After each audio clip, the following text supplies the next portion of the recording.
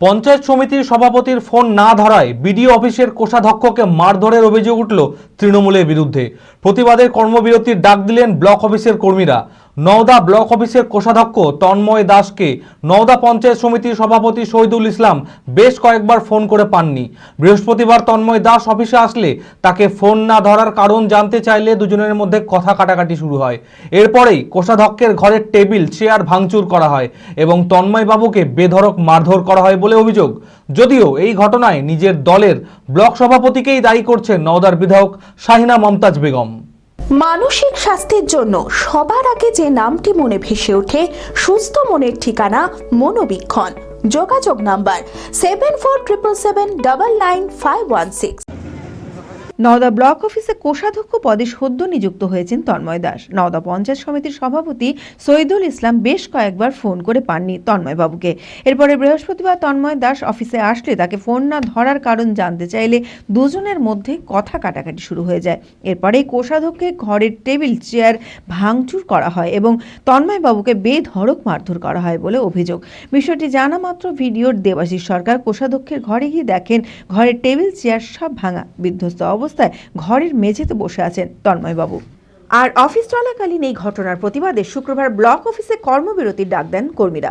গতকাল আমাদের এখানে একটা অপ্রীতিকর ঘটনা ঘটেছিল। আমাদের পঞ্চায়েত সমিতির যিনি ক্যাশিয়ার তন্ময়বাবু, ওনাকে বোধহয় সভাপতি সাহেব কয়েকবার ফোন করেছিলেন, উনি ফোনটা ধরেননি, কোনো কারণে ব্যস্ত ছিলেন বোধহয়। তারপর ওনার থেকে জানতে চাওয়া হয়েছিলেন কেন উনি ফোন ধরেননি। তাতে ওনার উত্তর বোধহয় ঠিক পছন্দ হয়নি উনি যেভাবে কথাটা বলেছেন। তারপরে ওনার সঙ্গে কথা কাটাকাটি হতে হতে বোধহয় ওই মানে ধাক্কাধাক্কি বা এরকম কিছু একটা হয়ে থাকতে হয়ে আসবে। তারপর আমরা যখন ঢুকলাম ঘরে তখন দেখলাম যে আমাদের ক্যাশিয়ারবাবু নিচে মেঝেতে বসে আছেন, চেয়ারের পায়া ভাঙা। খানিক আমাদের পঞ্চায়েত সমিতির খানিক মেম্বার চিৎকার-চেঁচামেচি করছেন। তারপরে উনি এখান থেকে চলে যান, ওনাকে বাড়িতে পাঠিয়ে দেওয়া হয়। তারপর আজকে তো আমাদের যেহেতু আমাদের কর্মরত অবস্থায় একজনকে মারধর করেছে, মানে এরকম উনি বলেছেন যে ওনাকে আঘাত করা হয়, শারীরিকভাবে আঘাত করা হয়েছে। সেই জন্য আমাদের অফিসে যারা পার্মানেন্ট এমপ্লয়ি তারা বেশিরভাগই আজকে জেলাতে তাদের প্রতিবাদ জানিয়েছেন। সেই জন্য আজকে ওনারা কেউ আমাদের অফিসে অ্যাটেন্ড করেননি। সামনের দিনে কোনো করবে কিনা সেটা বলতে পারছে না, আজকের দিনে আসেননি এটুকু বলতে পারি। যদিও এই ঘটনায় নিজের দলের ব্লক সভাপতিকেই দায়ী করেছেন নওদার বিধায়ক শাহিনা মমতাজ বেগম। তিনি বলেন রাজ্য নেতৃত্বকে সমস্ত বিষয় জানানো হয়েছে। ঘটনা কিছুই না, লেনদেনের ব্যাপার নিয়ে উনি যে গেছেন ক্যাশিয়ার, নতুন ক্যাশিয়ার গেছেন, ওনাকে ওনাদের পছন্দ না, অর্ডার করেছিলেন, কাজ দিয়েছিলেন, করতে পারেননি, তার জন্য তার উপরে হুমকি দেখানো হয়েছে। সমস্ত দলকে জানানো হচ্ছে, নিশ্চয়ই অ্যাকশন নেবেন, আমাদের সেই ভরসাটা আছে। না, ঠিকই করেছে, কারণ একজন কর্মী তার অন দ্য ওয়ে সে একটা অফিসে বসে আছে, তার ডিউটি চলাকালীন তাকে মারধর করা হয়েছে। ব্লক সভাপতি সব করছে, সমস্ত প্রোগ্রামই করছে আমাদের ব্লক সভাপতি। আমাদের উপরে সব নানান রকমের টর্চারিং করছে এবং আমার সঙ্গেও করেন, আমার সঙ্গেও অনেক কিছু দলকে সব জানানো হয়েছে, নেবে, চেষ্টা চলছে, সমস্ত খবর দেওয়া হয়েছে, সকলেই জানেন আপনারা।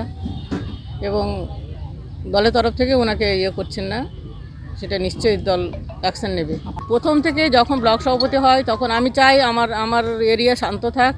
আমার এরিয়া কখনোই অশান্ত ছিল না।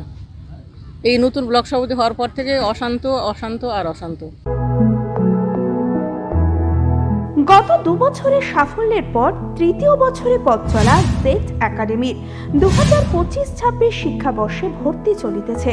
আমাদের সুবিধা ডিজিটাল ক্লাসরুম, 24 আওয়ার্স সিসিটিভি, ছেলে ও মেয়েদের পৃথক ক্লাসরুম ও হোস্টেল, নিয়মিত DPP, problem solving and doubt clearing class, কলকাতার অভিজ্ঞ শিক্ষক মণ্ডলী, স্বাস্থ্যসম্মত রুচিশীল খাবার, নিট বেসিস পড়াশোনা, কালচারাল অ্যাক্টিভিটি, গেস্ট টিচার দ্বারা মোটিভেশন ক্লাস, সবুজে ঘেরা পরিবেশে 24 ঘন্টা বিশুদ্ধ জল ও বিদ্যুৎ পরিষেবা। একাদশ শ্রেণীতে ভর্তির অ্যাডমিশন টেস্ট আগামী 9 মার্চ 2025। 2026-এর নিট ও জেইই পরীক্ষায় সফল হতে আজই আসুন। আমাদের ঠিকানা জেড একাডেমি, সারগাছি রামকৃষ্ণ মিশনের সন্নিকটে, বহরমপুর, মুর্শিদাবাদ।